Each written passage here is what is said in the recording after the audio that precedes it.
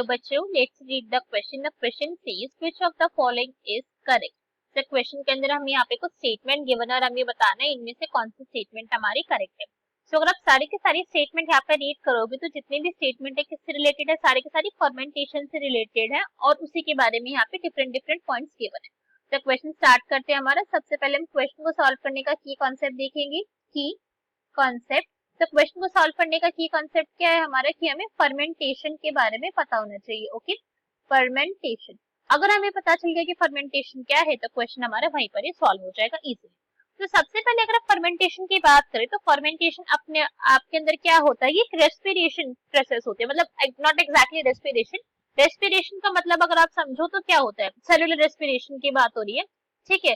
तो इसका मतलब क्या होता है कि हमारी बॉडी क्या करेगी, हमारी बॉडी बनाती है एनर्जी, राइट। यहीं पे यही होता है सेलुलर रेस्पिरेशन में कि एनर्जी का प्रोडक्शन होता है किसकी हेल्प से, ग्लूकोज की हेल्प से। हम यहाँ पे किसकी बात करें, सेलुलर रेस्पिरेशन की बात करें। यहाँ पे हम एक्सचेंज ऑफ गैसेस वाले की बात नहीं करें, इस पॉइंट को यहाँ पे ध्यान रख रहे हैं। तो एनर्जी का फॉर्मेशन होता है। फर्मेंटेशन में क्या होता है, फर्मेंटेशन में भी एनर्जी बनती है बट ये थोड़ी सी प्रोसेस क्या है उससे थोड़ी सी हमारी अलग है। अब इस पॉइंट को समझते हैं। मेन पॉइंट जो फर्मेंटेशन का हमको याद रखना होता है कि अपने आप में कैसे एक एनारोबिक प्रोसेस है। क्या होगी, ये एक एनारोबिक प्रोसेस होगी। तो यहीं पर एक बहुत बड़ा मेजर जो है आपको चेंज दिखेगा सेलुलर रेस्पिरेशन में और फर्मेंटेशन में। सेलुलर रेस्पिरेशन जो होती है वो कैसे होती है, ये O2 के प्रेजेंस में होती है ना, मगर जो फर्मेंटेशन है वो O2 के एब्सेंस में होगी।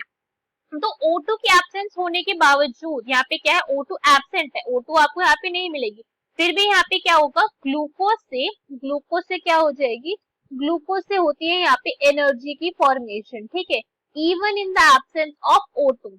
और इस टाइप की जो रिएक्शन होती है वो कहाँ पे होती है, ये होती है एग्जाम्पल यीस्ट के अंदर, ठीक है। यीस्ट क्या हमारा, यीस्ट हमारी एक फंगस है, सिंगल सेल, ठीक है, उसके अंदर आपको जो है इस टाइप की रिएक्शन देखने को मिलेगी। हमारे मसल सेल के अंदर भी फर्मेंटेशन की रिएक्शन कभी कभी होती है, मसल सेल्स, मगर मसल सेल कब करेंगे ये, जब हमारी मसल सेल कैसे होती है, जब वो फटीग हो जाती है, ठीक है। फटीग के टाइम पर हमारी मसल सेल जो होती है वो फर्मेंटेशन की रिएक्शन को शो करती है। तो फर्मेंटेशन के अंदर बेसिकली क्या होता है, यहाँ पे एनर्जी का प्रोडक्शन होगा, ओके। और यहाँ पे इन शॉर्ट आप क्या बोल सकते हैं कि यहाँ पे ग्लूकोज का क्या हो रहा है, ग्लूकोज का हो रहा है यहाँ पे ब्रेक डाउन, राइट। ग्लूकोज का ब्रेक डाउन हो रहा है और उसके ब्रेक डाउन होने से हमें क्या हो रही है, यहाँ पे एनर्जी का प्रोडक्शन करवाया जा रहा है। सब हमारे जितने भी हमको पॉइंट्स गिवन, एक एक करके सभी पॉइंट्स के लिए डिस्कस करते हैं। फर्स्ट पॉइंट में हमें यहाँ पे क्या गिवन, ए में हमें गिवन है ethanol is produced by fermentation of malted cereals and fruit juices. Ethanol का क्या है, प्रोडक्शन होता है फर्मेंटेशन की हेल्प से, फर्मेंटेशन प्रोसेस से। कैसे हो रहा है, जब हम माल्टेड सीरियल और फ्रूट जूसेस को फर्मेंट करते हैं। तो ये पॉइंट कैसा है हमारा, ये वाला पॉइंट बिल्कुल ट्रू है। फर्मेंटेशन को अगर आप नॉर्मल लैंग्वेज में, अगर आप बहुत एक नॉर्मल सा वर्ड बोलोगे तो आप क्या बोलते हैं, सड़ाला गलाना, राइट।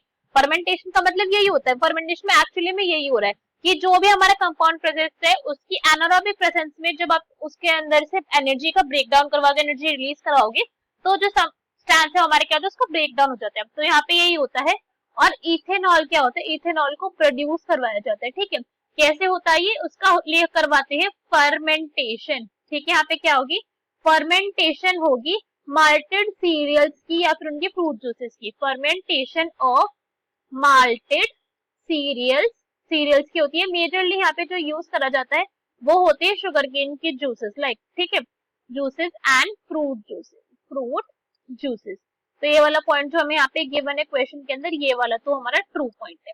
नेक्स्ट देखते हैं, नेक्स्ट हमें यहाँ पे क्या गिवन है, next is wine is produced without distillation, कि वाइन को कैसे प्रोड्यूस करा जाता है, विदाउट डिस्टिलेशन करा जाता है। तो ये वाला पॉइंट भी हमारा ट्रू है।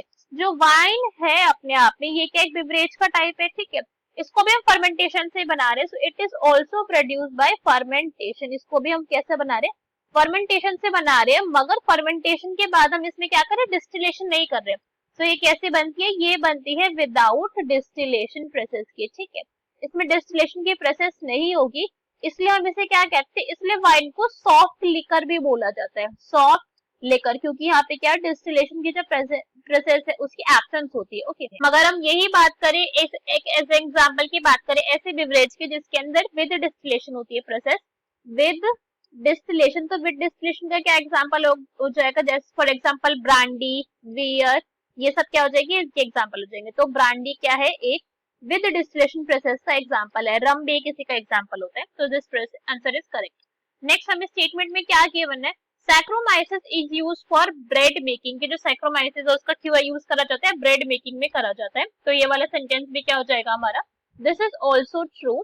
तो सैक्रोमाइसिस एक्चुअली में क्या है, ये एक्चुअली में यीस्ट होती है ना हमारी, क्या है ये, एक सिंगल सेल्ड फंगस है, सिंगल सेल फंगस को हम क्या कहते हैं, इसी को हम यीस्ट कहते हैं। और यीस्ट का साइंटिफिक नेम क्या होता है, यीस्ट का साइंटिफिक नेम है सैक्रोमाइसिस, राइट, इसका साइंटिफिक नेम है सैक्रोमाइसिस सर्विएसी। और जो सैक्रोमाइसिस है अपने आप के अंदर, ये क्या है, हम इसको क्या बोलते हैं, अगर आपको पता हो, इसको कॉमनली बोला जाता है बेकर्स यीस्ट।